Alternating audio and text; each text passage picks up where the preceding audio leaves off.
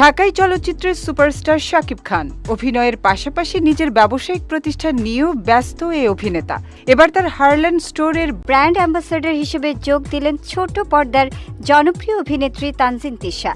এ খবর নিশ্চিত করেছেন তিশা নিজেই। ৩১ মে দুপুরে নিজের ভেরিফাইড ফেসবুক পেজে শাকিবের সঙ্গে একটি ছবি শেয়ার করেন তিনি। ছবিটি থেকে জানা যায় শাকিবের কোম্পানি হারল্যান্ডের ব্র্যান্ড অ্যাম্বাসেডর হিসেবে কাজ করবেন তিশা।